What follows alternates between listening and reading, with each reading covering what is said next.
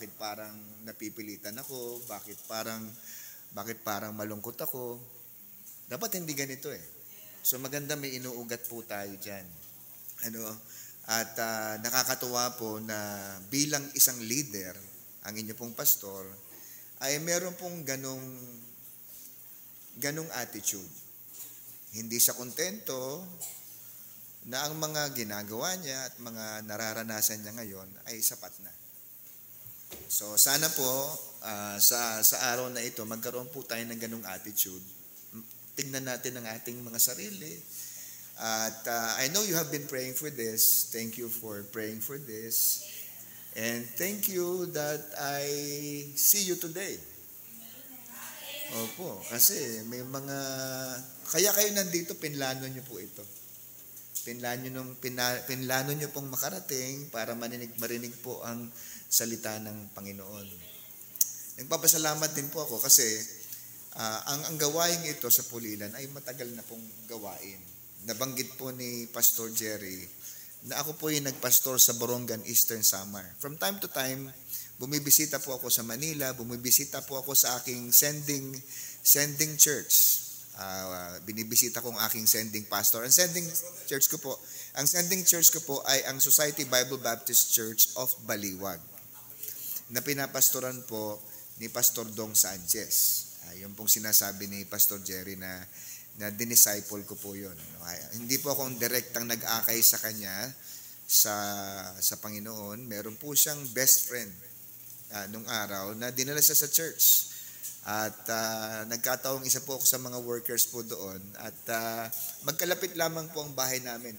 My house is 1 block away from his house. Ngayon po, wala na po yung bahay na yon. Naging ice plant na po yung bahay nila ron. Talagang sinadya lang ng Diyos na yung panahon na yon ay magkalapit kami para batid natin na may plano ang Diyos kung bakit nilagay kami sa parehong lugar, magkalapit, upang maganap ang kanyang kalooban. Ako po'y naniniwala na kayo'y nandito ngayon dahil kalooban po ng Diyos yun. Amen po? Kalooban ng Diyos na nandito po kayo. At ako po'y natutuwa dahil sa hinaba-haba ng panahon.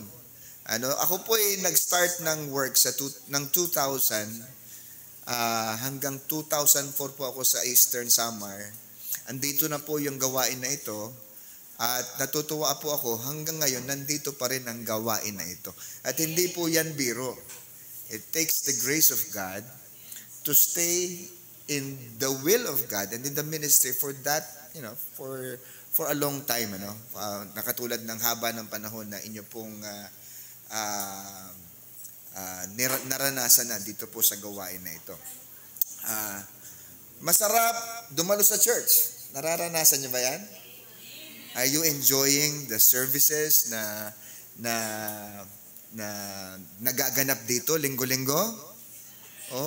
Ako nga po natutuwa ako kasi napansin ko maraming mga musical na mga tao. Katulad nung batang nagpapiano kanina.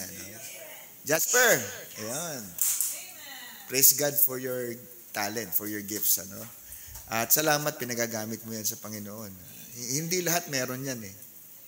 Diba? Meron yan, pero hindi naman pinagagamit na sasayang lang. Pero I'm telling you, yung gift mo hindi sayang kasi pinagagamit mo sa Panginoon. Mas masayang pa yung mga gifts or talents na pinagagamit sa mundo kaysa pinagagamit dito sa Panginoon. I have 2 kids, both are talented. They both know how to play instruments, they both know how to sing. At siguro namana rin nila yon sa aming mag-asawa. I know how to play the piano. My wife knows how to sing. Hindi ko alam, baka pwede natin pakantahin mamaya ito. Ayan. Isa po yan isa sa mga dahilan kung bakit tumibok ng malakas ang puso ko. Kaya lumakas yung tibok kasi dati nang tumitibok. Lumakas lang. Yung iba kasing mga young people, nagpapaalam sa pastor, Pastor, tumitibok na po ang puso ko. Sabi ng pastor, sira ba ulo mo? Matagal nang tumitibok yan. Di ba? So, ibig sabihin, ayun po, meron tayong mga pinagkakatiwala ang Diyos sa atin at nagpapasalamat ako sa mga Kristiyanong hindi nila ipinagkakait itong mga gifts na to na binibigay ng Panginoon. At alam niyo po, itong church na to, itong gawain na ito ay lalo pong pagpapalain ng Diyos kung ang mga membro hindi magiging maramot sa mga kakayanan na ipinagkatiwala sa kanila ng Panginoon. Natuwa naman ako doon sa dalawa. Ang galing magkapatid pala yon. Ano pangalan ng dalagita? Ana Bea. Ayun, salamat Ana Bea. Ang ganda rin ng boses ni Ana Bea. No? Akala ko simple lang yung pag-awit niya, pero may portion doon sa song na talagang bumirit ng konti. Ayan, for the glory of God. At meron silang komunikasyon doon, di ba? Naintindihan mo na merong nagdudugtong sa kanilang sa kanilang dalawa. Yung pala magkapatid. Plus siguro, pag nagpa-practice, akala ko nga ilang beses nyo uulitin yun. Kasi nung unang panahon, kapag kami nagpa-practice ng mga mag-special number doon sa amin, pag mali, inuulit talaga. Pag nagkamali, halimbawa, nagkamali yung tumutugtog, o di kaya nagkamali yung kumakanta, o ulit. Ulit. Natitigilan. Akala ko ilang beses uulit. Pero, ganun pa man, wala namang perfecto eh. Ang napansin ko sa inyo, pareho kayong magaling.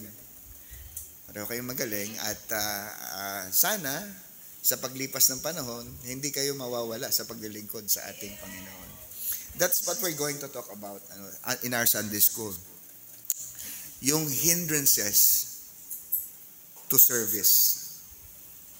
Ano bang humahadlang sa atin para maglingkod sa Panginoon? Yan pong ilang mga bagay na pag-uusapan po natin ngayong umaga. So before we go on with our lesson, hilingin ko po ang bawat isa to please stand with me as we open our Bibles to Nehemiah chapter 4. Ayan. Senior ko po yan, si Pastor Jerry sa Bible School. Third year na po yan. Parang international lang year mo nun. Meron kang second year, meron kang third year. At saka si Ma'am Malum. Mga senior ko po yan. Nehemiah 4, siguro po sundan nyo na lamang po ako sa aking pagbabasa hanggang verse number 1 until verse number 15. Nehemiah chapter 4, beginning verse 1 until verse number 15. Sabi po ng Bible, "But it came to pass that when Sanballat heard that we builded the wall, he was wroth and took great indignation and mocked the Jews." Verse 2, "And he spake before his brethren and the army of Samaria and said, What do these feeble Jews? Will they fortify themselves? Will they sacrifice? Will they make an end in a day? Will they revive the stones out of the heaps of the rubbish which are burned?"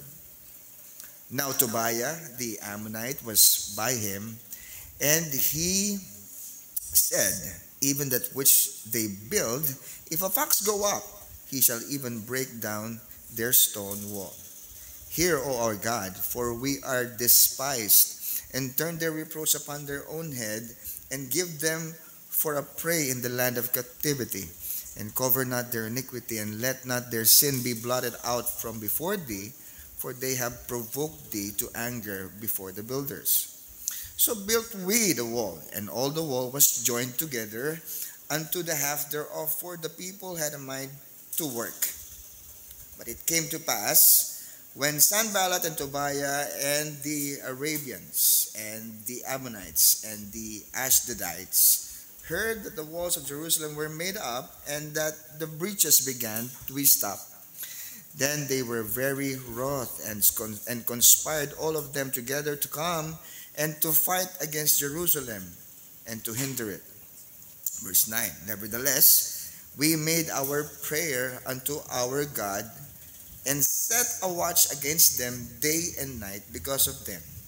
Verse 10, "And Judah said, The strength of the bearers of burdens is decayed, and there is much rubbish, so that we are not able to build the wall." Verse 11, "And our adversaries said, They shall not know, neither see, till we come in the midst among them, and slay them, and cause the work to cease." Verse 12, "And it came to pass, that when the Jews which dwelt by them came, they said unto us 10 times from all places, when ye shall return unto us, they will be upon you. Verse 13, therefore set I in the lower places behind the wall, and on the higher places I even set the people after their families, with their swords, with their spears, and their bows. 14, and I looked and rose up and said unto the nobles, and to the rulers, and to the rest of the people, be not ye afraid of them. Remember the Lord, which is great and terrible, and fight for your brethren, your sons, your daughters, your wives, your houses. And it came to pass, when our enemies heard that it was known unto us, and God hath brought their counsel to naught, that we returned all of us to the wall, everyone unto his work. Purihin po ang Diyos sa pagkakabasa ng kanyang salita. Ang lahat ng kanyang anak ay magsabi ng amen. Tayo po'y pumikit, yumuko, mananalangin po tayo. Ama naming Diyos, marami pong salamat sa iyong salita. Marami rin pong salamat sa pagkakataong pinagkaloob mo po sa amin upang aralin ang mga ito. Hiling po namin, nakausapin mo kami, ipakita mo na sa amin ang mga katotohanan ng nagbuhat dito sa iyong salita. At anuman pong maaring maging balakid sa aming pagsamba, sa aming pag-aaral, upang hindi namin maunawaan ito, alisin mo po ang lahat ng ito. Kung kasalanan ito, linisin mo kami. Kung mga bagay na gumugulo sa aming mga isip, tulungan mo kaming kalimutan mo na ang mga ito at makinig ng maigi sa iyong mga salita. Tulungan mo po ako sa aking pangangaral, gabayan mo po ako, bigyan mo po ako ng karunungan. Nawa po hindi pong kahinaan ng iyong lingkod ang makita, kundi ang iyong kapangyarihan, ang iyong kalooban, at ang aming mga sarili, kung anong nais mong ipagawa sa amin. Maraming salamat pong muli. Pigilin mo ang anumang pagkilos ng kaaway. Sa ngalan po ng Panginoong Jesucristo, ito pong aming samot dalangin. All the people say, Amen. Magsipo na po tayong lahat. Ayan po. So, ang pag-uusapan po natin ngayong umaga is entitled Hindrances to Our Service to the Lord. Ayan po, ano? Kanina nabanggit ko po sa inyo na napakasaya na dumalo sa church. Now, hindi po lahat nakakaranas ng ganyan. Yung iba, napipilitan pumunta sa church. Yung iba malungkot dahil linggo na naman, mas excited pa sa Monday dahil papasok na naman sa trabaho. Some people are excited to go to school, some people are excited to go to work, di ba? Some people are excited to make money. But Christians are excited to worship the Lord. Christians are excited to come to church and sing for the Lord and listen to the Word of God, listen to the preaching of the Word of God. Pero kailangan po natin maintindihan na ang Kristiyano po, hindi lang po tayo niligtas ng Panginoon para umattend ng church. Para mag-gather, para mag-pray tayo dito. Mahalaga po yung mga bagay na yan. To gather together, to pray together, to worship together. Pero kailangan maintindihan po natin na ang Kristiyano ligtas ng Panginoon sa isang dakilang layunin. At ang pastor po natin, minention po yan kanina, yung pong Great Commission. We are all called to go. The church is called to go and teach all nations, baptizing them in the name of the Father, the Son, and the Holy Ghost. Yan po ang layunin ng Diyos kung bakit tayo hinango sa putikan, kung bakit tayo hinango sa kasalanan. Gusto niya tayong gamitin. Sabi niya, "You have not chosen me, but I have chosen you and ordained you that ye should go and bring forth fruit, and that your fruit should remain." Amen po? Marami tayong hinihiling, marami tayong gusto mangyari sa buhay natin, both personal and general, sa church natin and everything. Ang sabi po doon sa pangako ng Diyos sa John 15:16, that whatsoever ye shall ask of the Father in my name, He may give it you. Ibig sabihin, ang answered prayer po natin, kung aasahan natin yan, ang mga request po natin dapat lagi may kinalaman sa Great Commission. If it has nothing to do with Great Commission, the Lord is not interested in answering our prayers. Are you getting my point? Kasi sabi niya, "Ye have not chosen me, but I have chosen you and ordained you that ye should go and bring forth fruit, and that your fruit should remain. That whatsoever ye shall ask of the Father in my name, He may give it you." So dapat may connection ang hinihiling natin sa Panginoon doon sa going. Doon sa going forth. Pansinin niyo yung Matthew 28:19 and 20. Di ba Great Commission yon? Ang ending ng verse, ang sabi niya, and lo, I am with you always, even unto the end of the world. Amen po? So ibig sabihin nito mga kapatid, kailan sumasama ang Diyos talaga sa kahit anong ginagawa natin? If you go to work, and it has something to do with the Great Commission, the Lord is with you. If you go to school, and it has something to do with the Great Commission, the Lord is with you. Amen? You're eating so that you can become strong and able to do the sharing of the gospel. God is with you. Yun ang ibig sabihin ng whatever you do all to the glory of God. Hindi ka kumakain para mabusog lang. Hindi ka kumakain para enjoy mo lang ang milk tea, ang Starbucks. Amen po? Hindi lang para ma-enjoy mo yung Burger King or McDonald's or Jollibee or KFC o anumang hilig mo. Enjoyin mo yan, pero pagkatapos, enjoy serving the Lord. Amen? At maniwala ka sa akin, sa mga susunod na araw, kakain ka pa rin. Ang hirap ng kumakain ka, lumalakas ka, pero wala kang pinaggagamitang may kabuluhan. Tama po ba? Baka tumaas lang cholesterol mo eh. Eh kung lumakad ka ng konti, na-burn mo pa ng konti yon. Pumunta ka sa kaluluwang hindi ligtas, siniran mo. Amen? Amen po. Kung hindi ka marunong mag-share ng gospel ngayon, pwede mo yan matutunan sa paglipas ng panahon. Pero habang hindi ka marunong, pwede ka sumama sa mga marurunong. Amen? Pag natutunan niyo po yan, siguro ilan sa atin takot lang eh. Pero pag natutunan niyo po yun, yung nagsishare ka ng gospel, each time you share the word of God as a believer, you will always find satisfaction. Ang sarap ng pakiramdam na meron kang na-lead na kaluluwa sa Panginoon. Ang sarap ng pakiramdam na nakita mo yung tinuruan mo many years ago. Ito na ngayon, nagpapastor na ng malaking simbahan. O di kaya leader na ng choir, o di kaya, diba, nagagamit na sa ministry. Pero kaya nakakita po tayo ng mga taong nagagamit ng Panginoon sa ministry, meron din pong nagpagamit para sila ay gabayan. It didn't just happen like that. There were people who were willing to be used of God. So, now, alam ko, gusto nyo po lahat maglingkod sa Panginoon kasi natural desire po yan ng isang ano. Nakita nyo, may mga pinagaling ang Panginoon, may mga tumanggap sa Panginoon na right after the miracle, sabi, Lord, can I follow you? Diba? May mga tagpo sa Biblia ganyan eh. Let me follow you, Lord. Ang Panginoon pa nga pumipigil eh. Sabi, huwag ka rin sumama sa akin. Dito ka na lang, bumalik ka dun sa mga priest, ikwento mo kung anong ginawa sa iyo ng Panginoon. You don't have to really, parang ganito po yan eh. Hindi mo kailangan pumunta sa Cambodia, hindi mo kailangan pumunta sa Hong Kong or sa foreign land to become a missionary. You can become a missionary here.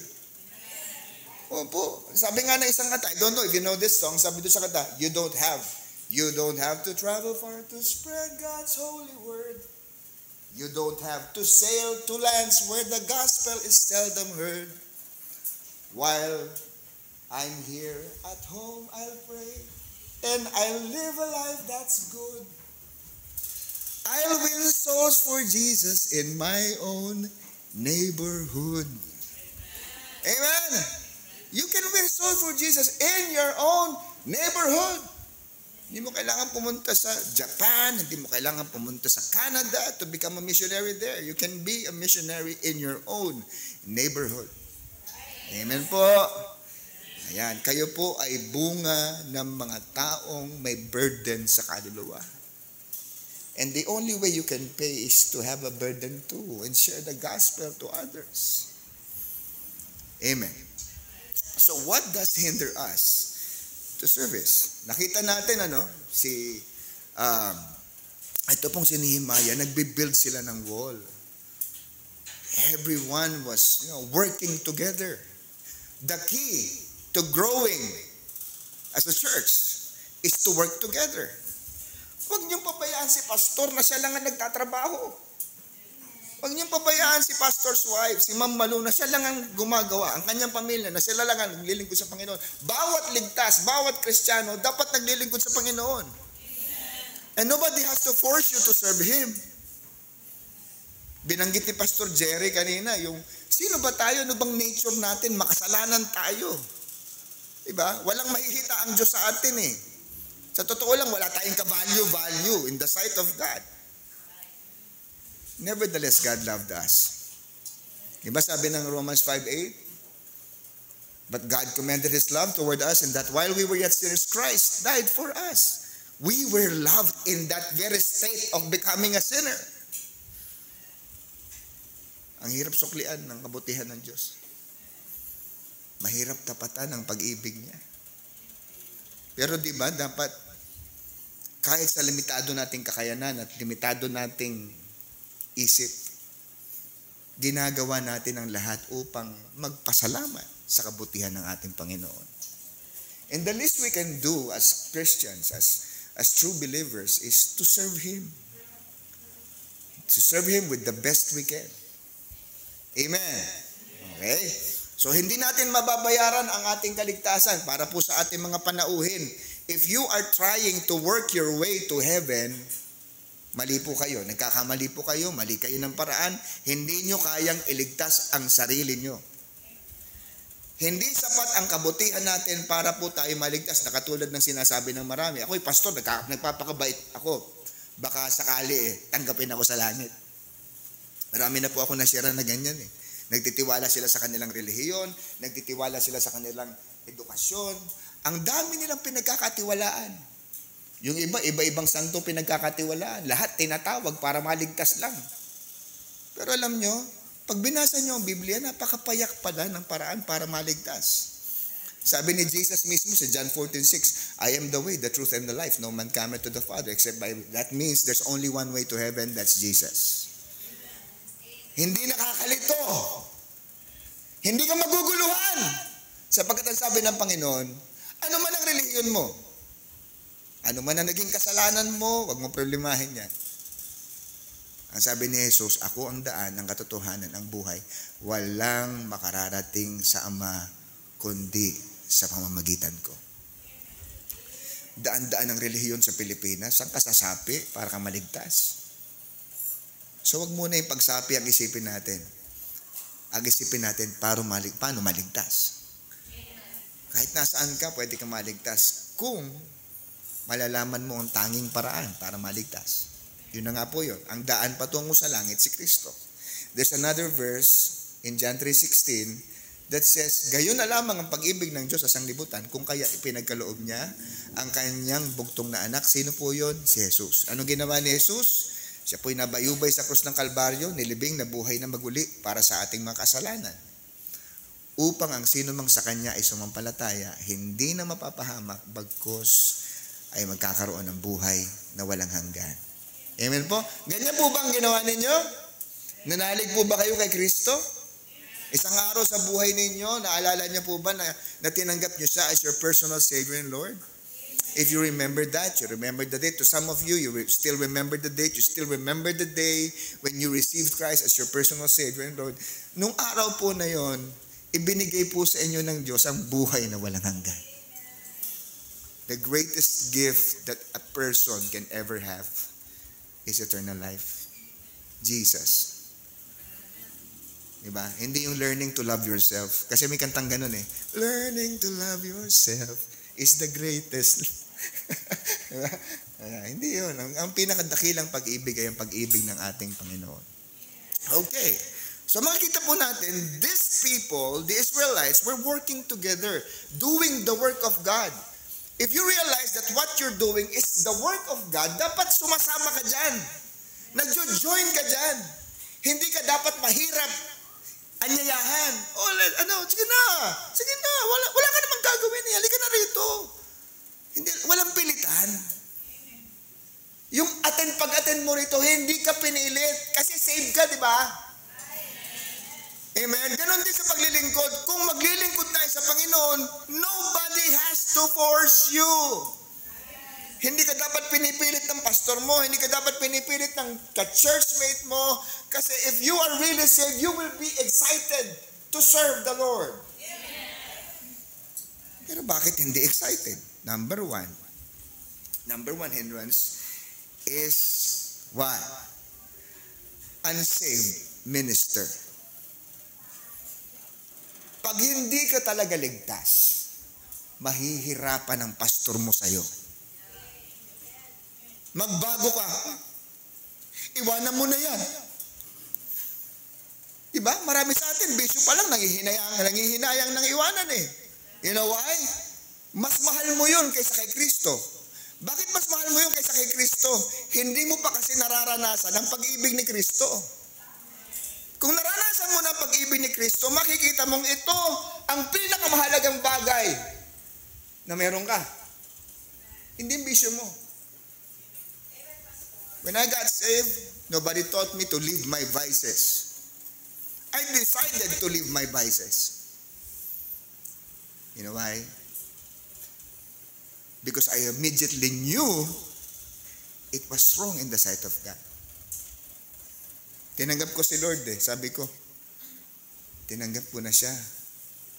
Alam ko merong mga bagay akong dapat iwanan sa buhay ko. Alam ko hindi lahat ng gusto ko gusto ng Panginoon. Walang man nagsasabi sa akin. Kaya lang, nung may nagsabi na sa akin sa pamamagitan ng Bible study, meron ako naging pastor. Ang una kong pastor, si Pastor Godin, Franklin Godin. Nagtuturo siya, nagpipreach siya against sin, against vices. Mas naging maliwanag sa akin yung iba pang mga bagay na dapat kong iwanan. Kaya totoo yung sinasabi ni Pablo sa 2 Corinthians chapter 5 verse number 17 eh. Ano sabi niya? Therefore. Ano yung therefore? It is a word of conclusion. Kumbaga sa science, di ba? I therefore conclude. According to your observation, pagkatapos ng experiment. Di ba? Kita mo yung experiment, no? Na yung mainit na hangin umaakyat, yung malamig na hangin bumababa. I therefore conclude, di ba? Sa ating mga experiments. So, according to Paul's observation, sa lahat ng mga tunay na nananalig kay Kristo, sabi niya, therefore, if any man be in Christ, he is a new creature. All things are passed away, and behold, all things are become new. Christian, listen, if you are a true Christian, if your life is in Christ, you will definitely change. Hindi mo magiging problema ng matagal na panahon yung hindi ka nagbabago. Yung ganyan ka pa rin. Yung bisyong meron ka, nandun pa rin. Yung ugaling masama na meron ka, nandun pa rin. That will not be your problem for life because I believe that if any man is in Christ, he is a new creature. Amen? Mapapansin nyo yan sa mga kasama nyo sa church. Yung mga naligtas 2 years, 3 years ago, ang dami nang nabago sa buhay nila. Yung iba sa inyo, hindi nyo akalaing gagwapo kayo ng ganyan eh. Nung dumating kayo sa simbahan, papangit nyo. Diba? Pagkatapos ng ilang panahon, andyan na, nakakurbata na, nakapolo na. Oh. Amen? Oo. Yung mga ladies dito, hindi nyo akalaing ganyan magiging itsura ninyo, di ba? O, akala ninyo, sa mundong ito kasi, ang maganda, yung nakalabas ang pusod. Oo, yung naglalabas ng kilikili, maraming nilalabas. Pero kahit balot pa lang isang dalaga, kung na kay Kristo, ubod ng ganda. Amen! Hindi nyo kailangan gayahin yung mga babae dyan sa labas na halos wala nang damit para lang magpapansin. Ang tunay na Kristiyanong dalaga ay kapansin-pansin. Tunay na kapansin-pansin. Amen? Opo. So bakit tayo hirap maglingkod? Hirap po tayong maglingkod sapagkat, Kadalasan, hindi nga tayo tiyak kung ligtas tayo. Sure na ba kayong save kayo? Amen. Kung sure na kayo. Pero ang totoong ligtas, hindi nagpapahadlang. Alam na natin yan. Given na yan. The devil will always try to hinder us. Amen? Papunta ka pa lang dito, may mga problema na eh. Bakit ganun? Bakit sa lahat ng mga bagay na pwedeng, na mahirap gawin, yung pagpunta sa church ang pinakamahirap. Tama? Why is that?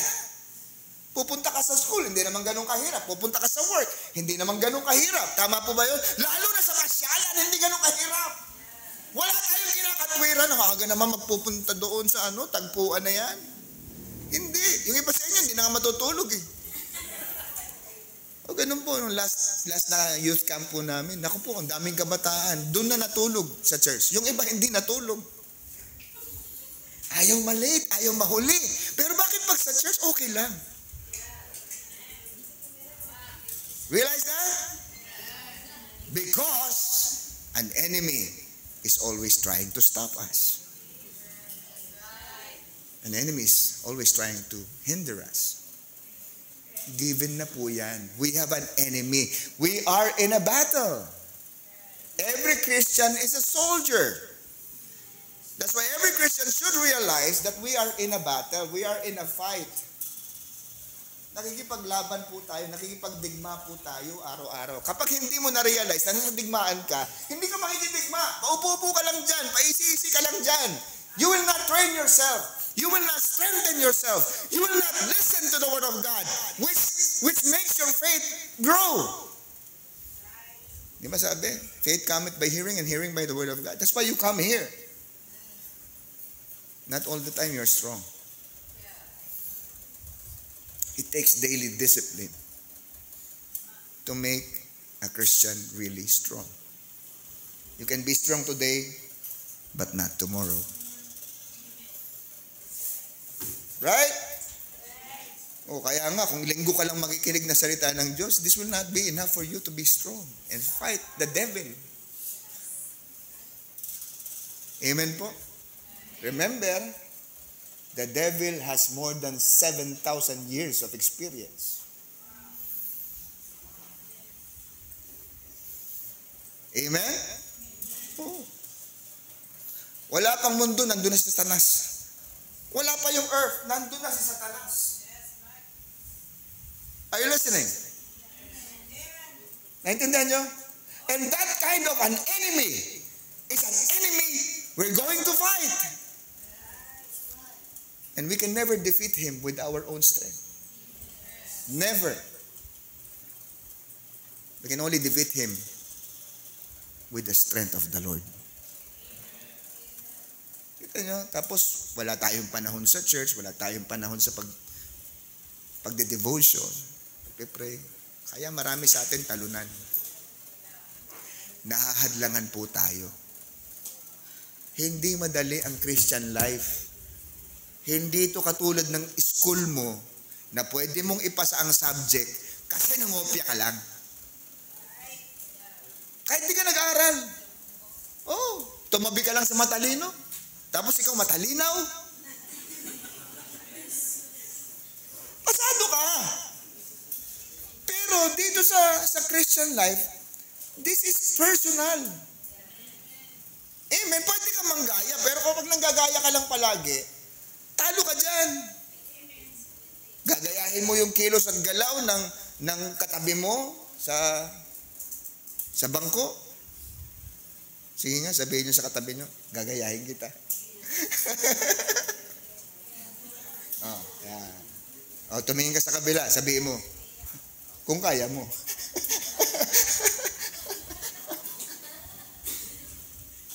Mahirap din pagkaminsan yung gaya ng gaya eh. Baka mamaya, ang ginagaya mo mali na. Kaya maganda, ang Christian life, personal.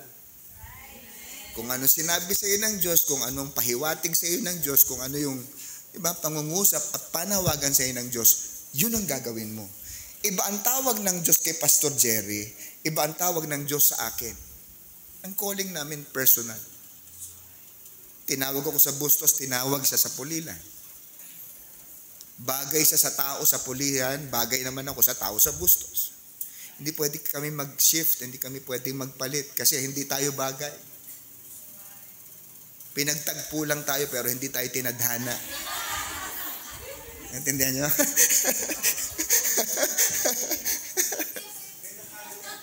Amin nakarelate daw. Kaya, hindi tayo pwede. Okay. So, kaya nahahadlangan tayo sa paglilingkod. Una, tiyakin natin, baka unsaved minister tayo. Unsaved minister. According to verse 6, so built we the wall, and all the wall was joined together unto the half thereof. For the people had a mind to work. Yung word po na together, yung we, ang ibig sabihin niyan, together. Ibig sabihin nun, may relationship. Hello? Pag sinabi mong we, may tugtong, may sama-sama. May relasyong, di ba? May relasyong nag-i-exist. Anong tawag doon? Sa Tagalog? Nakalimutan ko. Pero yun na yun, di ba? Nag-i-exist ang relationship. May relasyon. Mahirap magkasama sa isang team ang walang nabuong relasyon. Tama po ba? Hello? Oh, pansinin nyo, yung nasa isang team, pag galit-galit yan, walang magagawa yan. O di kaya, first time magkakakilala. So, anong gagawin nila? Diba? Mag-uusap sila. Diba? Mag-establish sila ng relationship. Kaya, merong mga team building. What's the goal? To establish a relationship. Tama? Para merong ugnayan, merong intindihan. Tama? Kahit ano yan, kahit basketball na one-on-one yan, kung hindi nila alam kung anong gagawin nila, walang mangyayari sa paglalaro nila.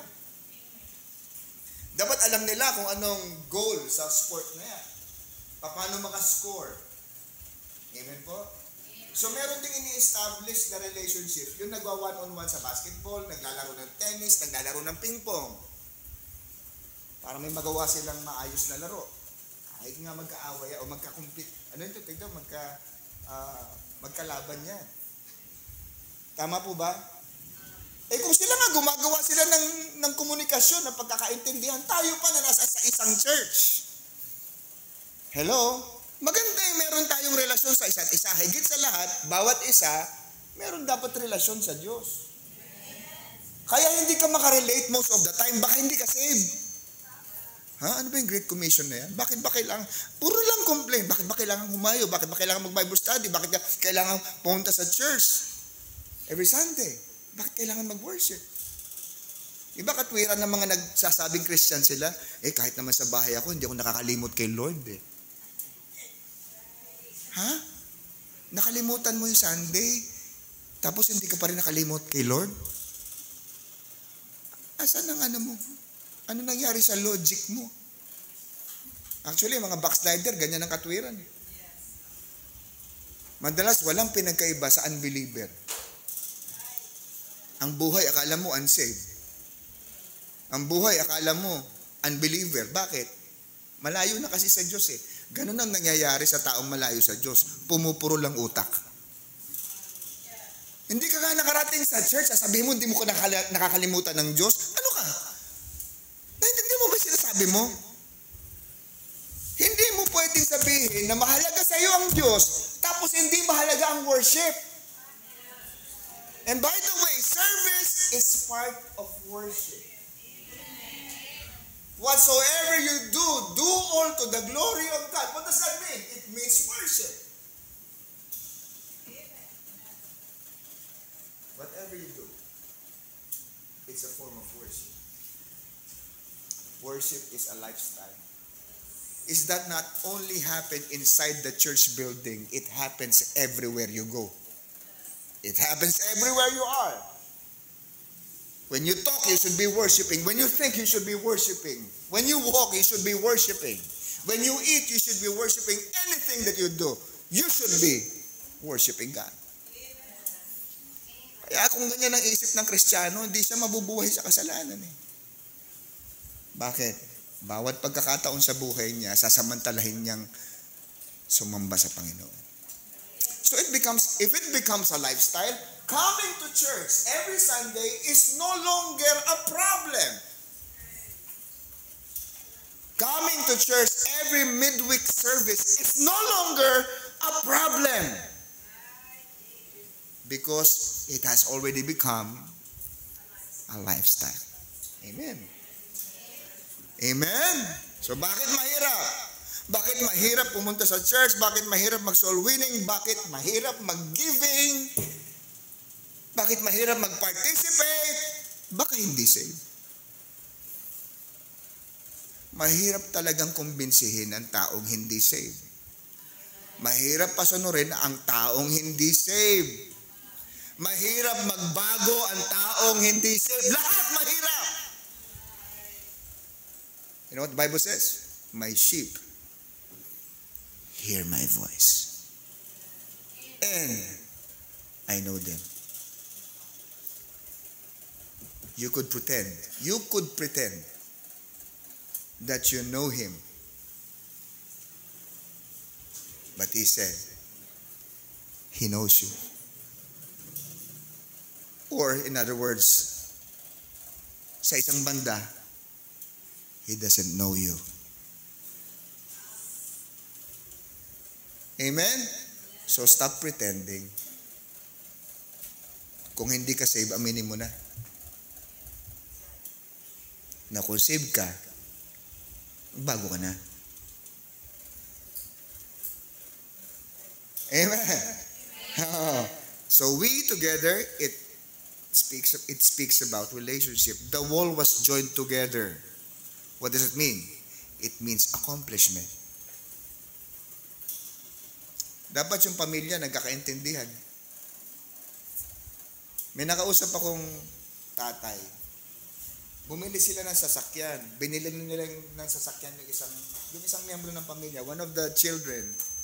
Binili ng sasakyan. Sabi ko, paano nyo binabayaran yan? Ambag kami, pastor. Pagkatapos niyan, yung isa ko namang anak, ambag uli kami. You see what a family can do if the family is united? Kasi kung bibili ka ng sasakyan, like halimbawa, pareho naman, lahat naman kayo professionals, lahat kayo kumikita. Yung isa, gustong bumili ng sasakyan. O sige, mauna ka, pag-ambag-ambagan natin. Ang bilis niya mga kabayan. O pagkatapos mo, ikaw naman anak. Yung mga anak, kung gustong bilan ng sasakyan ng kanilang tatay, ambag-ambag lang yun. Merong sasakyan si tatay. Gusto niyo bumili ng bahay, whatever you want to acquire, you can acquire it immediately if there is unity.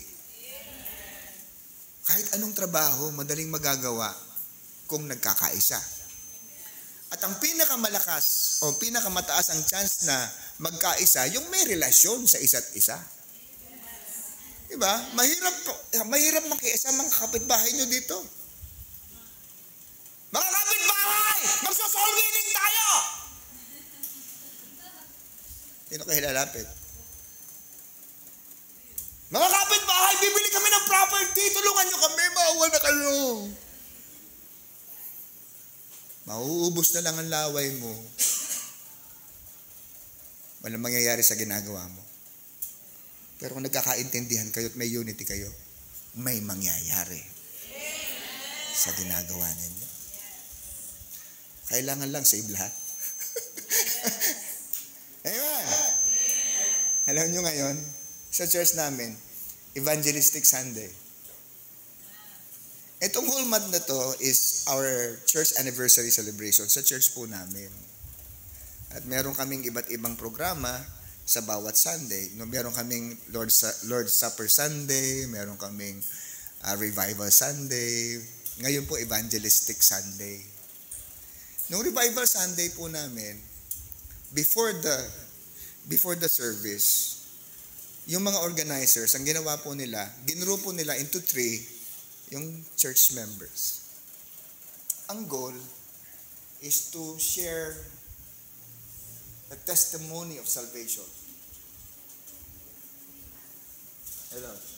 Okay? Bawat isa po yun. Hindi ko alam kung lahat pero lumibot ako. Lumibot ako sa mga grupo na yon. Iba-iba yung grupo eh. Yung isang grupo, ang grupo ng mga wrong motive.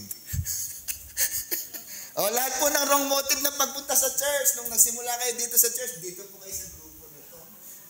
Okay, so sama-sama sila. Kasama misis ko ron sa wrong motive. Tapos yung isang grupo naman po, lahat po ng, nang inimbitahan. Hindi. Ng Christian na sa pamilya pa lang. Okay, so dinala sila ng kanilang mga magulang sa church, lumaki sa Sunday school. So yun, ang grupo naman yun. Lahat ng lumaki sa Sunday school, lahat ng dinala ng kanilang pamilya sa church para maging Kristiyano. Yung isang grupo naman, yun yung mga dumating dahil nagsasaliksik. So each group, may kanya-kanyang patotoo na sinasabi. Misis ko nag-share. Ang dahilan niya, wrong motive eh. Ang dahilan niya para pumunta sa church, ako yun. At nauunawaan ko yan.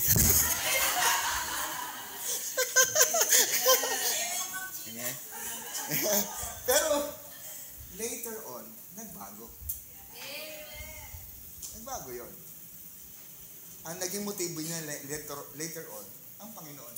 Marami naman sa atin talagang ibang dahilan kung bakit pumunta. Yung iba kapag kain ng... So kasama niya rin sa grupo yung mga ang dahilan, pagkain.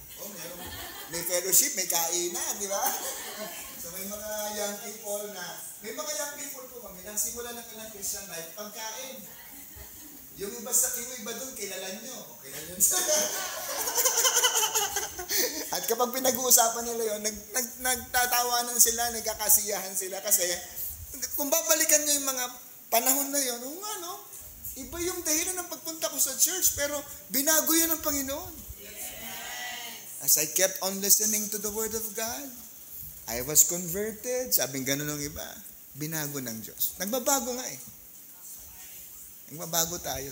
Kaya okay lang, mga ladies, kung may nanliligaw sa inyo, dalhin nyo rito. Para makakilala sa Panginoon. Hindi yung nanliligaw sa inyo, sinagot nyo muna bago nyo dalhin sa Panginoon. Kasi natatakot kayong mawala siya. Di ba? Huwag ganun. Dapat looking through the eyes of Christ. Di ba? Pag tumingin ka sa isang binata, kahit gwapo yan, ang tingin mo dapat, ang ginagamit mong mata, yung kay Kristo, huwag yung mata mo. At saka, may motto ka dapat dito, kung hindi sa akin to, para kay sister. Amen? Ganon din yung mga binata. Minsan pag maganda, siya-sharan. Pag hindi masyadong maganda, yaman mo na sa impyerno yan. Pang impyerno yan. Di ba? Huwag ganon. Kita kayo ng, di ba? Ng crush nyo dyan. Sexy. Ano sabi ng mga binatang Kristiyano? Blessing. Di ba? Ganun tayo mag-isip eh. Kailangan, ang tingin natin sa lahat ng tao, kaluluwa yan. They all need Christ. Amen po. Kaibigan mo, hindi. Kilala mo, hindi. Nagugustuhan mo yung ugali o hindi. Yung mukha o hindi. Kailangan yan si Kristo. Ganun dapat tayo mga Kristiyano. We have to learn to love them with the love of the Lord. Not the kind of love that we have most of the time. We only love the ones we like. Tama po? So, kapag ang Kristiyano sa loob ng church, kapag ang tao sa loob ng church ay tunay na believer, tunay na saved, tunay na Kristiyano, tunay na may relasyon sa Diyos, hindi mabigat dalhin. Hindi aatakihin si pastor. Amen? Saka si sermon sa'yo. Sa kapapaalala sa iyo. Sa kapipilit sa iyo. Bakit? Hindi mabigat dalhin ang tunay na Kristiyano. Magsisimula tayo sa gawain, nakasama ka, matatapos natin ang gawain, nakasama ka pa rin. Amen? Di mahirap utusan. Hello? Yung ibang mga anak, parang hindi membro ng pamilya. Minsan, nagaan yung paniki pa. Anak, pakihugas ng pinggan. Ba't ako? Diyan naman si ate. Di ba?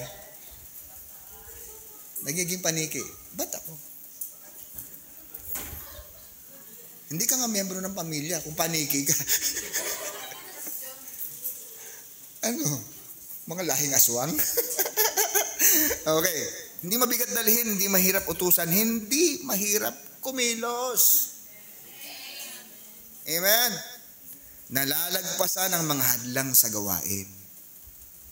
Yung hadlang para pumunta rito, ikaw para mag-worship, wala sa'yo yan, lalagpasan mo yan. Amen?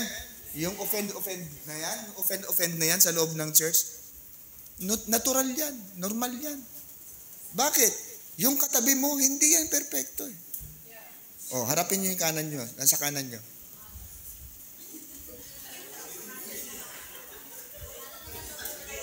Sabihin mo sa kanya, nakaka-offend ka.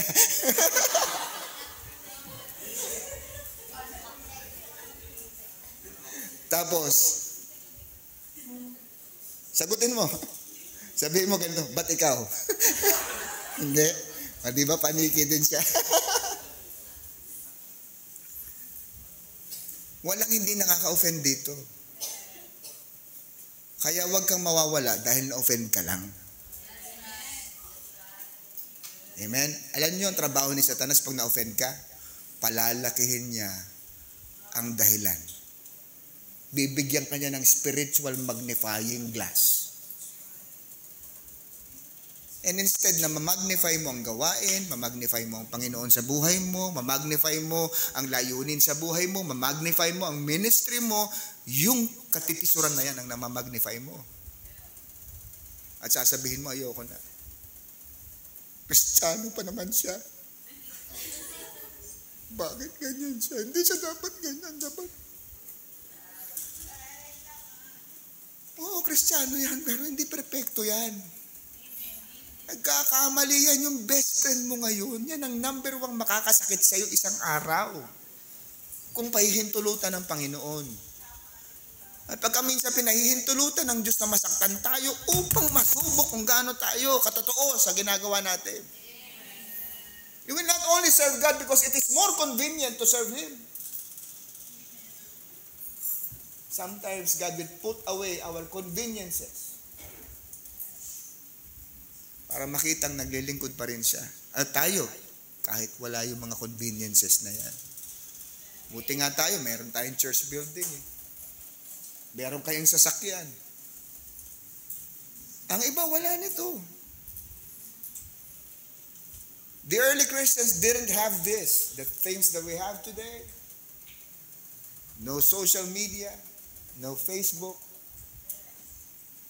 no microphones, no tablets, no chairs, no electric fans. But they grew. Amen? Lumago sila. They grew by thousands. Amen? Eh tayo, wala lang ganito. Diba? Kaya na natin maglingkod. Mapapagod ako, dapat nakasakay ako. Ang init. Masusunog ang balat ko. Wala ako sunblock ngayon. Diba? Ang dami nating cares. Sila, ano bang meron sila noon? Wala. Walang sasakyan. Walang mga sapatos na meron tayong kagaganda. Tama? Siguro mga wala pang pabango yun. Wala pang toothbrush.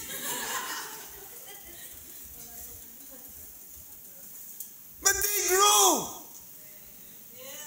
Amen. Hindi naman talaga ito, nakakatulong po ito, pero hindi naman talaga ito ang dahilan para lumago tayo eh. Ang kailangan lang natin para lumago tayo is the power of the Holy Spirit. Amen. Habang pinakikinggan ko yung mga testimony ng mga taong nakagrupo sa amin last Sunday, I was crying. Naluluha ako kasi naalala ko yung sa akin. Sinasabi nila kung paano sila na-save. Paano sila natagpuan ng Panginoon na kanilang mga personal na karanasan habang nakikita ko yung sa akin. Marami sa atin nakalimutan na natin ang kwento ng ating kaligtasan. Kaya ang tamad-tamad na natin maglingkod sa Diyos eh. Ang lamig-lamig na natin eh. Minsan mas nag-enjoy pa tayo gumawa ng kasalanan kaysa maglingkod sa Panginoon. Nakalimutan mo na kasi ang kwento. Dapat binabalakyan natin ang kwento na yon kung paano tayo natagpuan ng Panginoon. Habang kumakanta tayo ng kantang, I love to tell the story.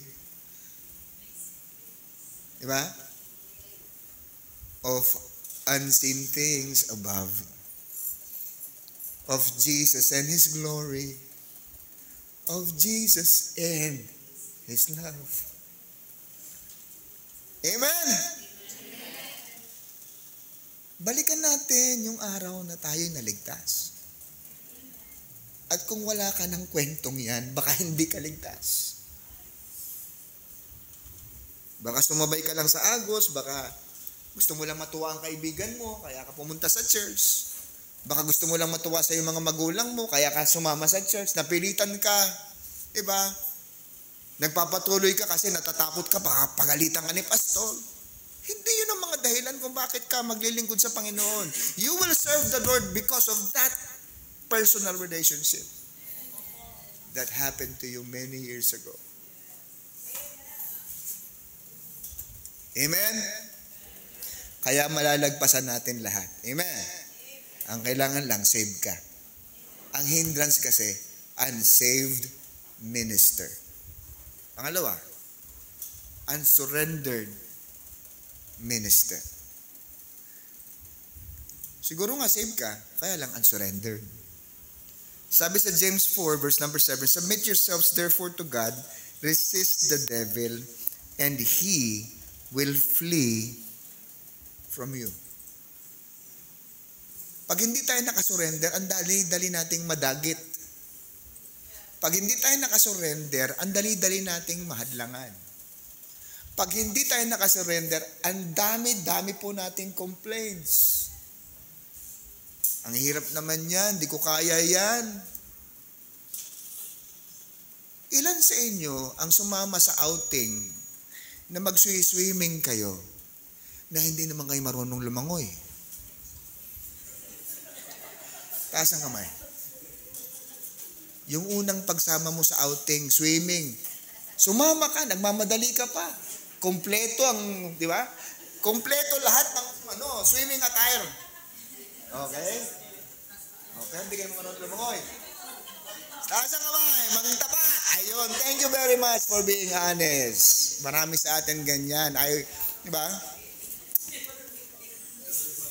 I'm one of you.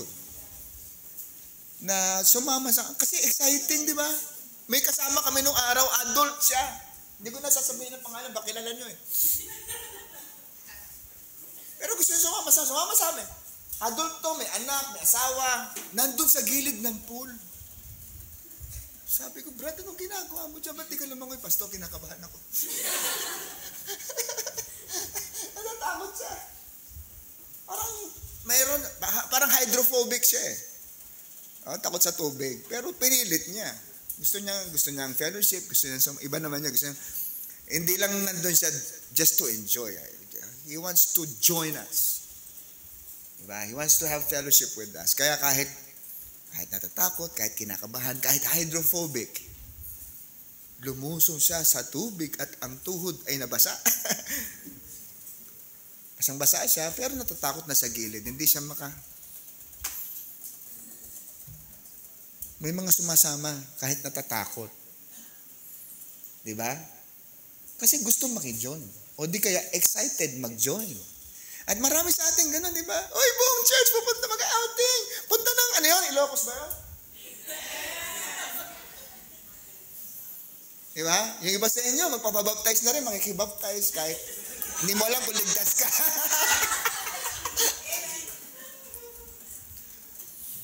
May ganun po eh. Kaya, pero alam niyo, ang kakaibahan sa baptist, hindi ka ibabaptize para maligtas ka. Ibabaptize ka kasi ligtas ka na. Amen? Oh. At saka ang baptist lang pong may authority magbaptize talaga. Tama? Alam niyo ba yung proper candidate? Proper candidate, save lang ang pwedeng ibaptize. Anak lang ng Diyos.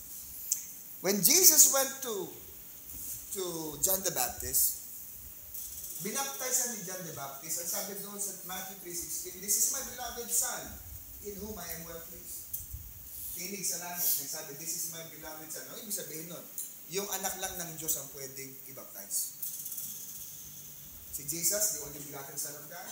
Ikaw, child of God ka, according to John 1:12, "As many as received him, to them gave he power to become the sons of God, even to them that believe on his name." So ikaw yung proper candidate kung saved ka. Kung hindi ka pa saved, hindi ka pwede i-baptize. Unlike sa other religions, kailangan i-baptize ka, mabinyagan ka, mabautismo ka, para ka maligtas, mahugasan ng kasalanan mo. Ano ka? Si Kristo ba may kasalanan? Hello? May kasalanan ba si Kristo? So mali ang turo na ang binyag naghuhugas ng kasalanan. Kapag ganyan ang turong nakagisnan mo, yan ay dapat mo nang iwanan. Bakit? Kasi tinuturo no na si Kristo ay may kasalanan. Napansin niyo ba? Nakuha niyo yung logic? Pag ganyan ang turo ng simbahan, you have to leave that kind of church right away. It's teaching a false teaching, a false doctrine. Amen po? No, nakarating ka rito para marinig mo yan. It's your choice. Kung lulunukin mo pa rin yun. O hindi. Pero maniwala ka, intindihin mong maigi. Kung ang binyag ay maghuhugas ng kasalanan, nung bininyagan o binautismuhan si Kristo, anong ibig sabihin nun? Merong hinugasang kasalanan sa Kanya? Walang kasalanan si Kristo. Kung may kasalanan si Kristo, hindi magiging posible ang ating kaligtasan. Amen? Naintindihan nyo? Masaya ba kayo nandito na kayo ngayon? Sa church na to? Na nagtuturo ng katotohanan? Abay, suportahan mo to. Mag-akay pa tayo ng mas marami. Sapagkat narito ang katotohanan. Amen? Hindi tayo pwedeng manahimik. Hindi pwede tayong, di ba? Maupo lang sa isang tabi. At walang gagawin. This truth must be heard by a lot of people. Jesus says. Niligtas si Kristo. When I was saved, I was already 18. 18 na ako nung naintindihan ko ang katotohanan na to. Na si Kristo ang nagliligtas.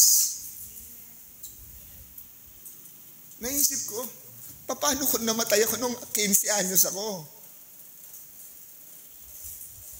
Nagsimula akong mag-drugs 15. I was hooked into drugs. Naranasan kong mag-hallucinate, naranasan kong giyangin. Naranasan ko yung pakiramdam na parang umaalis na yung kaluluwa ko sa katawan ko.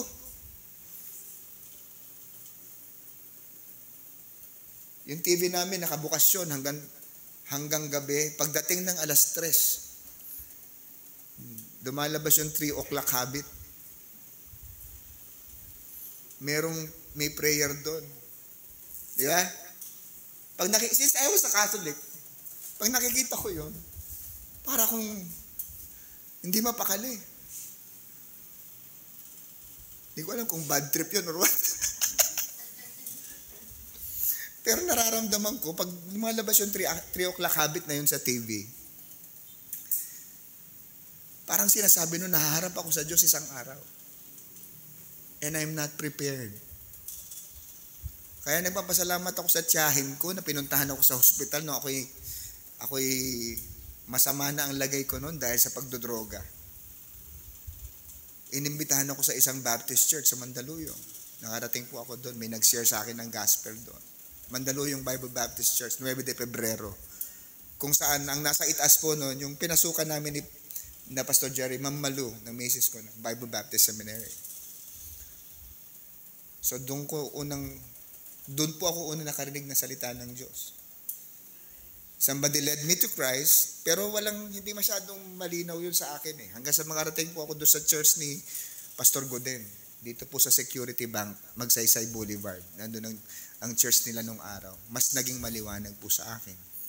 Nagpabautismo ako, nagsuko ako ng buhay. Pumasok ako sa Bible School, kaya nagkita-kita po kami ng inyong pastor, tsaka ng inyong pastor's wife.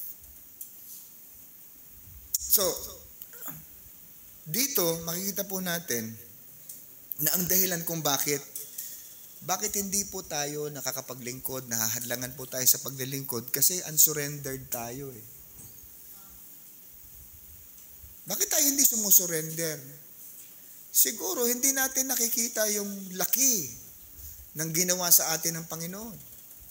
We don't deserve to go to heaven. We don't deserve to be forgiven. We don't deserve to be called a child of God. What we deserve is hell. Tignan nyo, ang dami nating complaints, hindi po ba? Katulad ng binanggit ko kanina, hindi ko kaya yan, mainit, hindi ako marunong. Yun nga pagsiswimming nang hindi ka marunong mag-swimming, ginawa mo eh. Sino rito may asawa? Taas kamay. Oh, nung mag-asawa ba kayo? Sanay na kayo? Sinabi nyo ba, hindi ako mag-aasawa? Bakit? Wala pa kasi akong karanasan eh. Hindi pa ako sanay eh. Hindi ako marunong. Kinatwiran nyo ba yun? Bakit pagdating sa paglilingkod sa Panginoon, kailangan mo ikatwiran, hindi ako marunong, hindi ako sanay, hindi ko kayang gawin yan. Sila na lang. Mahirap yan. Mas mahirap ang pag-aasawa dyan. Mas mahirap ang mga anak dyan. Iba sa inyo, dami nyo ng anak.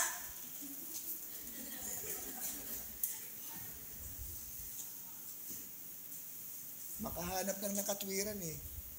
Those are just alibis. If there is a will, there's a way. Amen? Pangatlo, unteachable minister. May mga members sa church, ilang taon nang nagtuturo si pastor, hindi matutututo. Ilang taon na ang church? Ha?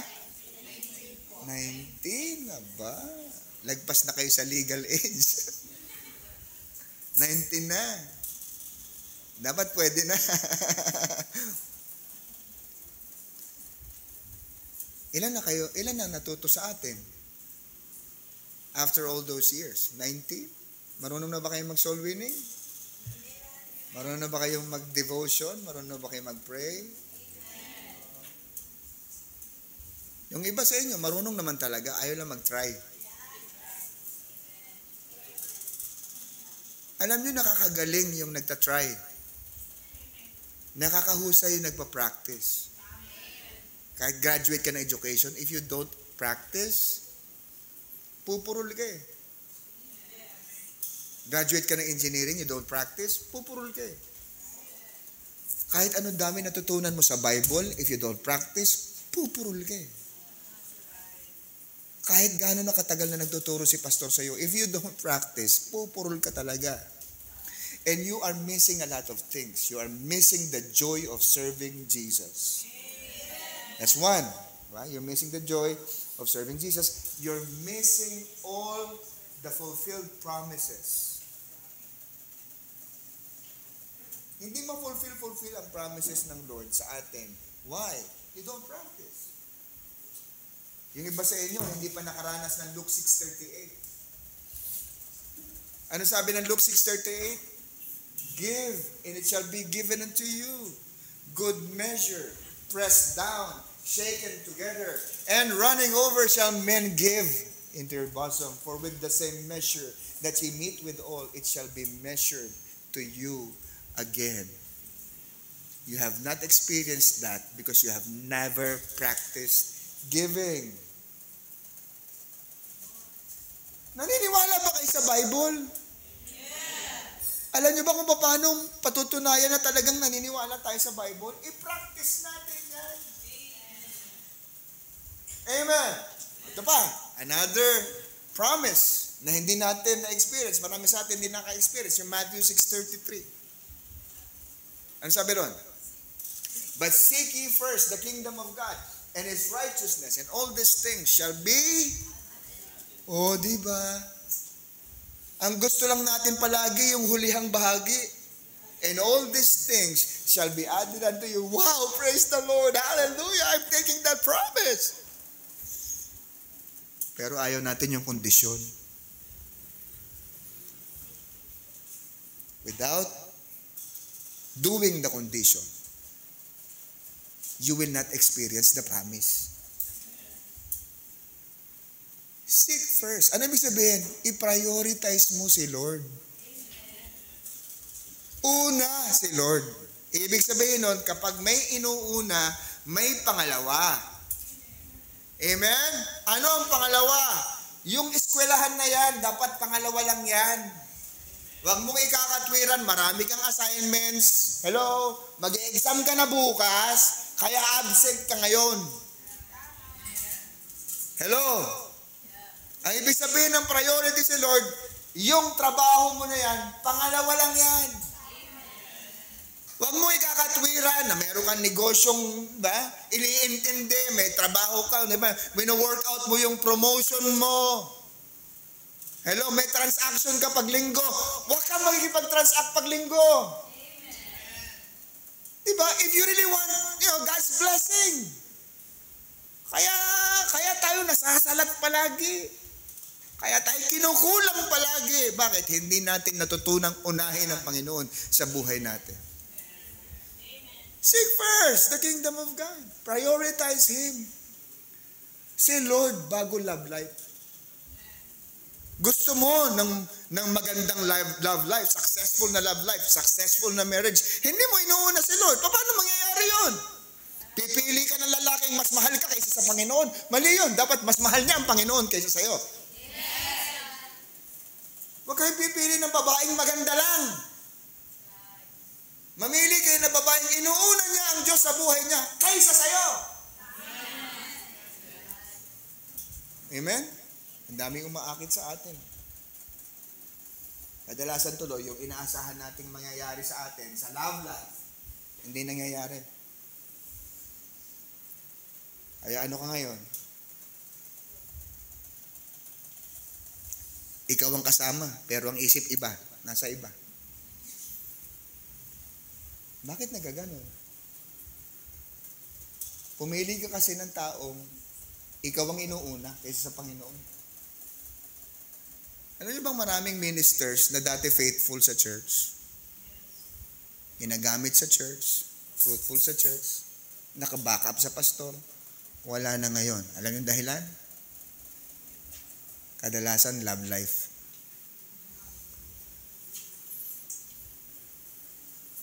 Amen? Hindi na bago yan. Si Samson nawala dahil sa love life. Si David, di ba? Nahulog dahil sa love life. Solomon, puro love life. Ayaw kang puro love life. Amen? Nasa church ka na, siya pa nasa isip mo. Mahiya ka naman sa Panginoon. Amen? Oh. Dapat pag nandito ka, ang nasa isip mo si Lord.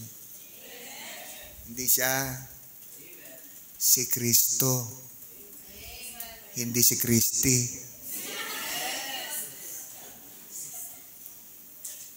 Amen? Hindi si Kristo. Hindi si Christian. Amen? Kumakanta ka pa ng, please don't ask me, what am I thinking? It's about you.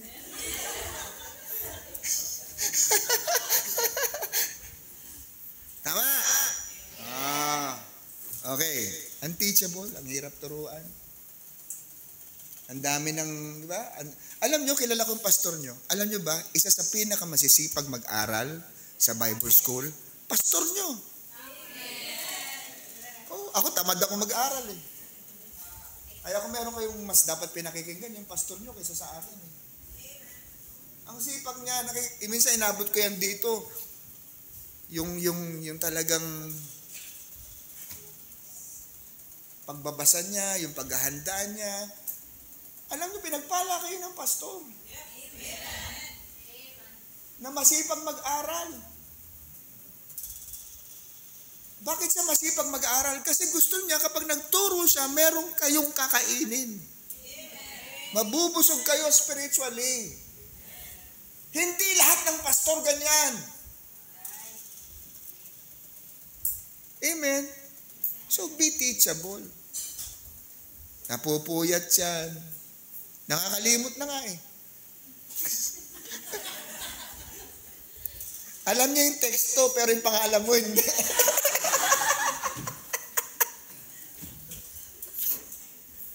Sabi sa Luke 8, verse number 10, he said, "Unto you it is given to know the mysteries of the kingdom of God, but to others in parables, that seeing they might not see, and hearing they might not understand." Alam nyo kung bakit ang dahilan ng Panginoon kung bakit most of the time when he taught his disciples, he taught them using parables. One of the reasons is to hide truths. Hindi to tell the truth, but to hide the truth from those who do not believe. Kaya nakakatakot pag naisip mong wala ka naiintindihan. Hello? Nakakatakot isipin na ikaw dumadalo ka rito, wala ka nauunawaan, wala ka naiintindihan. Hindi ka natututo.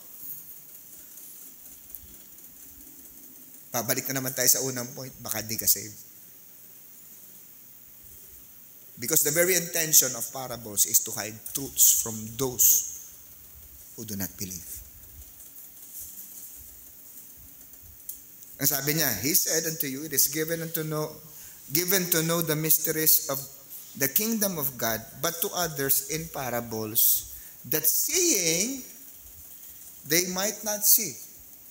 Kaya nga alam niyo mga kapatid, John 3:16 pa lang, ang dami na hindi nakakaintindihan. Naintindihan niyo kay John 3:16? Naintindihan niyo? Yeah. God means you're saved today. If you understand that. Nakalagay na.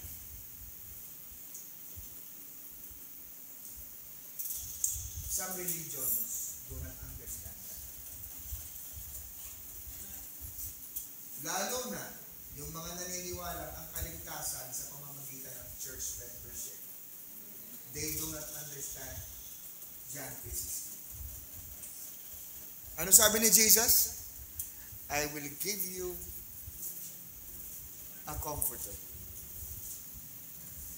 And He will teach you all things. Meron kang katuwang sa pag-unawa habang nakikinig ka nitong pinag-aaralan natin. Habang nakikinig ka doon sa mga tinuturo ni pastor, you will have the power to understand. Why? Because you have the Holy Spirit. He will teach you all things. At kapag wala ka pa ba namang naintindihan dyan, ewan ko na kung anong klaseng relasyon ka sa Diyos meron. Baka wala. So kapag wala ka natututunan, wala ka magagawa sa ministry. Amen? Oh. Ang tagal mo sa ministry, natutunan mo lang mag-complain. Mag-criticize. Alam nyo kung sinong miyembro ang ganyan sa unang church? Si Judas yon. Hello? Kung mali ang isang bagay, dapat ang unang kukontra dyan si Jesus Christ. Jesus was sitting, Mary Magdalene came, broke his alabaster box, binuhos sa Panginoon. Jesus remained silent. Didn't say anything. But here was Judas saying, sayang. Pag sa ministry ginamit, kahit sa ambang parte ng ministry ang ginamit, hindi sayang yan. Amen. Tignan nyo sa nilagay yung alabaster box, expensive perfume. Saan nilagay? Sa paa. Saan ko nakakita? Ikaw ba nagpe-perfume ka sa paa? Gagamitin mo yung pakuraban sa paa. Ha? Nakalagay ito, iyo de toilet. Sa toilet ginagamit.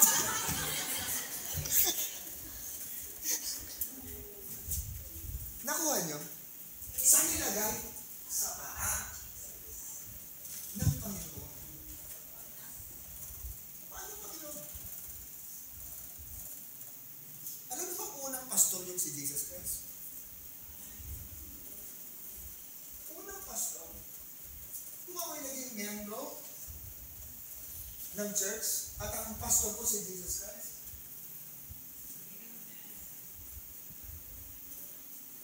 I will support Him all my life. Amen. But this is a sad thing to realize. A lot of the members of the first church missed the opportunity of supporting the first pastor of the church. It doesn't have to be Jesus Christ. It only has to be you doing your responsibility as a member of the church. Hindi mo natin kailangan ibalik si Jesus ngayon para gawin mo ang tungkulin mo bilang membro ng church sa kanyang pastor. Okay na yan si Pastor Jerry. Lingkod naman yan ni Jesus Christ. Amen. Sa totoo lang, yung presensya nyo, laking bagay sa pastor niyan. Masakit sa pastor yung matagal niyang disciple, hindi niya nakikita ngayon. Hindi niya nakikita ang naglilingkod ngayon. Ang masakit pa rito, yung ibang disciple niya, nag-backslide pa.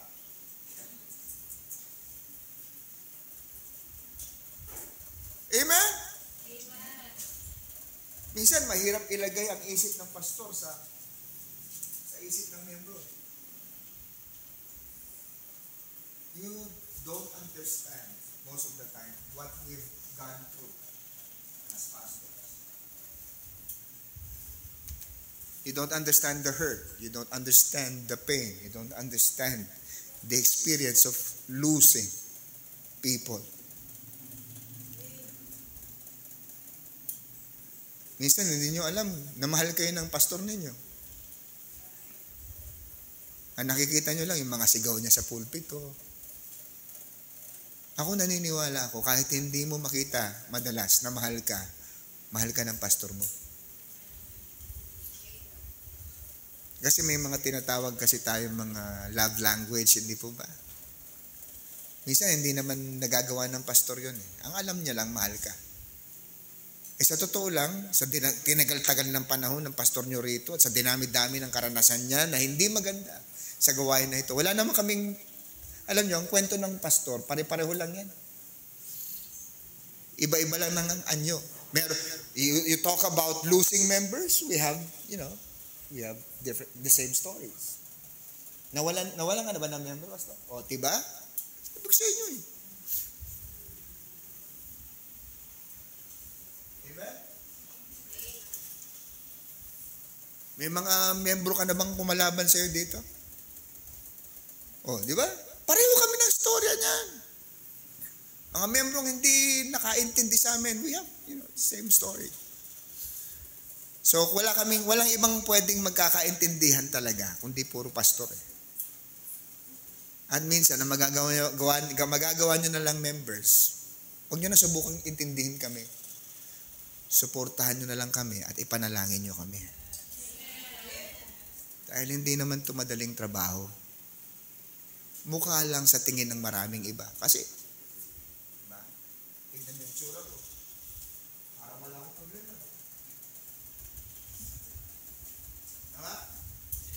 Magaling lang akong magdala. At saka gwapo ako eh. Joke lang. Iba sa inyo, di ba? Naiinis na. Di ba? Hindi lahat ng pagkakataon nagugustuhan ng tao ang preaching namin. Gagawin namin lahat para maibigan at pakinggan. Sisigaw. Di ba? Pag hindi nagustuhan, hindi sisigaw. Diba? Iiyak. Pag hindi nagustuhan yung iyak, magpapatawa. Lahat ginawa mo na. Yung membro, wala pa rin expression eh. Diba? We do everything to get your attention just for you to learn. All you need to do is to listen and try to learn. Oh, kasi ang umahad lang madalas sa ating paglilingkod, yung hindi tayo natututo. Dahil we choose not to learn. We ignore. We're not interested. So para next time, sa susunod, pag tayo ay hinamon na maglingkod, magpaturo tayo. Yun ang ibig sabihin ng discipleship. Hindi natin magagawa ang mga bagay na dapat natin gawin na inaasahan ng Panginoon na gagawin natin kung hindi natin susubukang matuto. Amen? Do you want to be a fruitful disciple? That's the same thing as wanting to become a good engineer, a good doctor, a good teacher. You have to learn. Sit and learn. You want to grow in faith? Faith cometh by hearing, and hearing by the Word of God. Amen. Pang-apat po, kaya pa? Sunday school pa lang to, Pastor. 11, na? Pang-apat, unenergized minister. Are you energized? Hello, alam niyo may excitement natin kadalasan kung hindi nasa pagkain, nasa sports. Pag manonood ng basketball, humihiyaw pa yung woo! Diba? Papasok ng restaurant, pag masasarap ang pagkain, wow! Diba? Yung iba sa inyo, papasok sa restaurant na ang setting parang walang tigilan. Katulad ng mga sangyupsal, only rice, ganun ba? Ano pa? Yung mga smorgasbord. Tama, gusto natin sa mga anli-anli. Sobra tayong excited kumain. Pero pagdating sa church, gusto mo na umuwi, diba? Kanina pa. Halatang halata ka eh. Naka-aircon ba tayo? Naka-aircon tayo, diba? Yung iba nga eh, walang aircon eh. Kayo naka-aircon. Oh, diba? Matutulog ka na lang dyan, nagmamadali ka pa. Energized. Unenergized ang believer. Sabi doon sa Acts 1:8, where does our energy come from? Sabi sa Acts 1:8, but ye shall receive power after that the Holy Ghost is come upon you, and ye shall be witnesses unto me both in Jerusalem and in all Judea and in Samaria and unto the uttermost part of the earth. This is where our energy comes from. It comes from the Holy Spirit. Kaya nga pagka minsan, kahit pagod ka, may lakas ka pa rin para pumunta sa church. It's the power of the Holy Spirit. You feel sick, you feel tired, you don't feel good, but you can still do the will of God. That's the power of the Holy Spirit. In reality, our life is a supernatural life. It can only be lived by a supernatural power. Do not expect that you will have a very victorious Christian life if your power does not come from the Holy Spirit. You will lose the battle. You will be defeated. You will be a weak Christian, unproductive. Kasi ang power mo hindi galing sa Holy Spirit.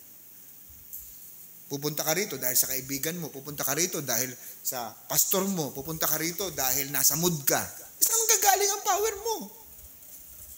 No wonder hindi tumatagal ang maraming Kristiyano kasi iba yung pinagkukunan. Iba yung pinaghuhugutan ng kanilang kapangyarihan. O habang magkasundo pa kayo magkasintahan, sabay kayong pumupunta sa church. Pag nagkagalit kayo, wala na pumupunta sa church. Di ba ganun eh? Ganun sa love life pagka minsan. Mabuti pa nga nung single eh. Nakakapunta sa church mag-isa. Ngayon, susunduin mo pa para makarating sa church. Di ba? Nakakauwi ang mag-isa nung araw. Ngayon, ihahatid mo pa para makauwi. Ano yung bata? Alam niyo ba na magkasintahan kami itong ex ko? Ex-girlfriend ko? Alam niyo yung yung argument, yung hindi pagkakasundo, conflicts, that's part of any relationship. Kasama po yung love life doon. Nung kami magkasintahan pa, hindi kami magkakasundo, mag-aaway kami, magtatalo kami, hindi yan halata sa church. Gagawin niya yung ministry niya, gagawin ko ministry ko. Hindi natin isasama ang problema natin pagdating sa ministry. Kung hindi natin maaayos kaagad dyan, isang tabi natin yan, maglilingkod ako sa Panginoon, maglilingkod ka sa Panginoon. That's the kind of relationship that we had when we were single. Hindi alam ng ano eh. Hindi alam ng maraming bago na kami. Kasi hindi kami nagtatabi sa upuan yan eh. Ngayon sa church magkasintahan, hindi magkatiwalay. Pag tumabi sa iba si brother, galit si sister. Asa nga kanina?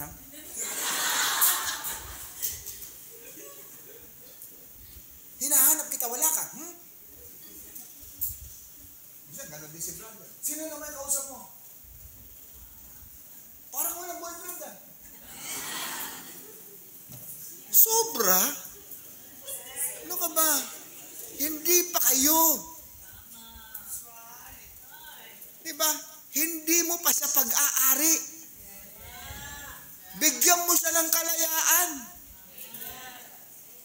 Nakipag-usap lang eh. Kung ano nang pumapasok sa isip mo, dapat sa'yo tinutuktukan ka eh. Kung makaano ka eh, parang ikaw may-ari doon sa tao eh. Kaya bago nyo pasukin yung relasyon na yan, mag-isip muna kayo. Madalas, mas masarap ang single kaysa may karelasyon.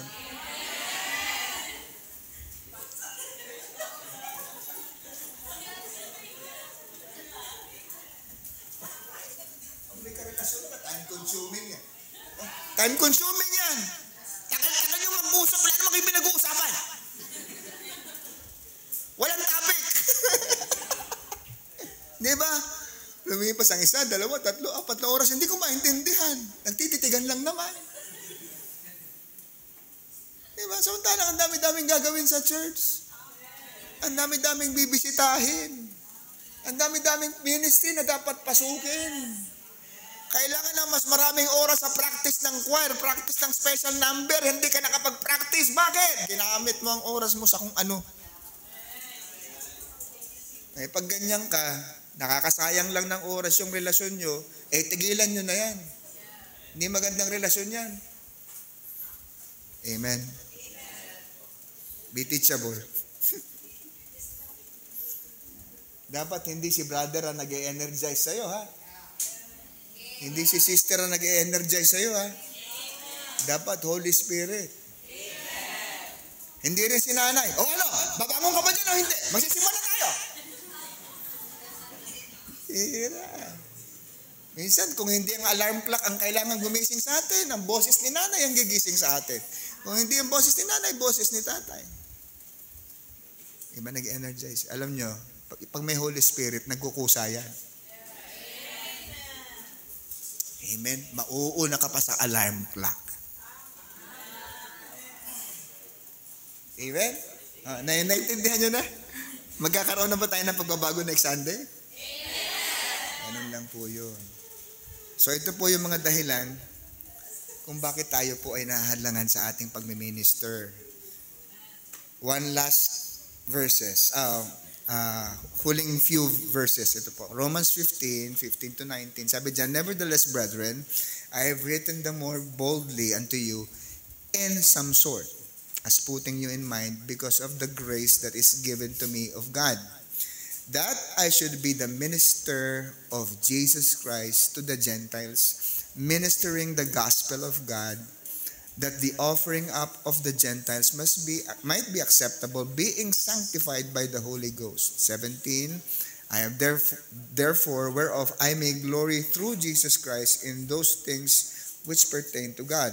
For I will not dare to speak of any of those things which Christ hath not wrought by me, to make the Gentiles obedient by word and deed. Verse 19, through mighty signs and wonders by the power of the Spirit of God, so that from Jerusalem and round about unto Illyricum I have fully preached the gospel of Christ. Dito po makikita po natin na walang iba.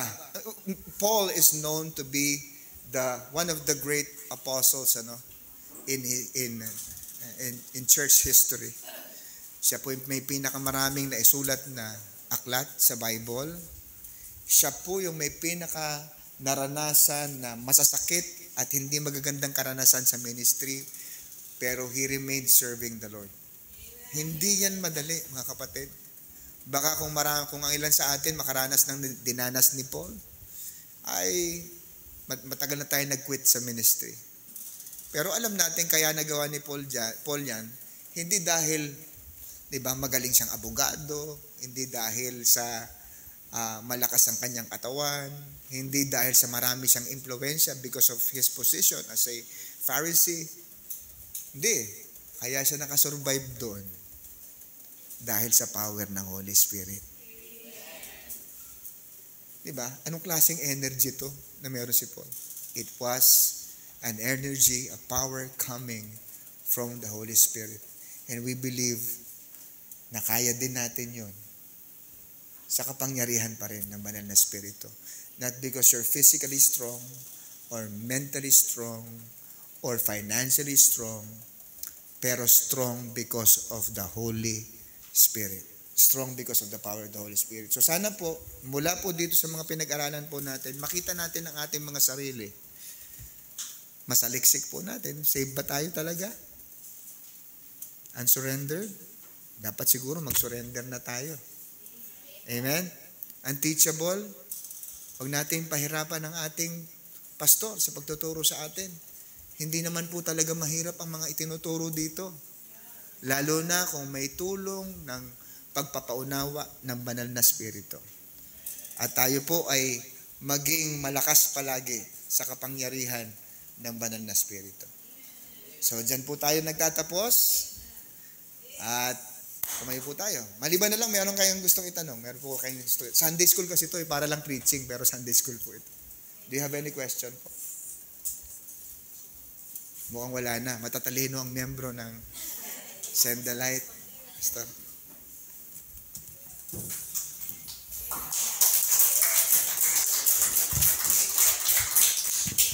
Yan bago ako, may palakpak pa. No?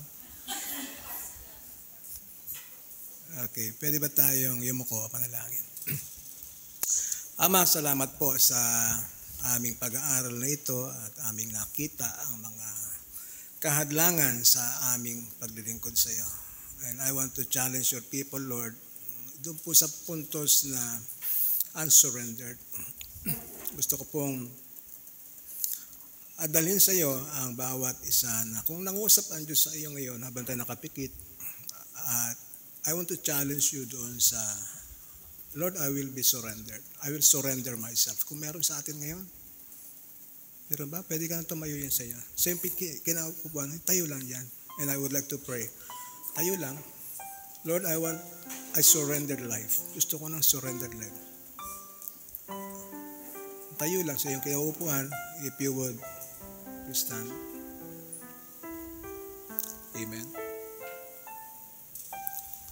At kailangan talaga natin surrendered life. Kasi if Jesus did not surrender Himself to the cross, wala rin tayo. Isa sa napakagandang virtue yung suko sa Panginoon. Suko sa Panginoon.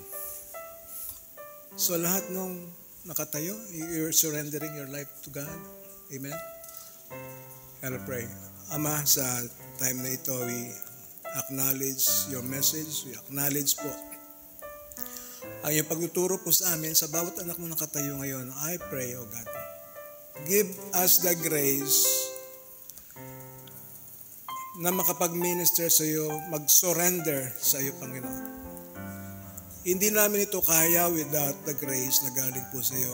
We ask your grace sa oras pong ito. Bawat anak mo na they have committed to be surrendered po sa iyo, mga anak mo nakatayo ngayon, I pray, give us the grace, O God, that we may surrender ang aming oras, ang aming sariling katawan sa paglilingkod, ang aming even our substance, our finances, O God, to fulfill yung ministry po namin. We surrender, Panginoon. Kasama ang kanilang mga pastor, Ama, kami ay sumusuko sa iyo at anuman po ang kalooban mo, ay gawin namin kalooban namin, Panginoon. Help us to submit by the grace of God sa iyong mga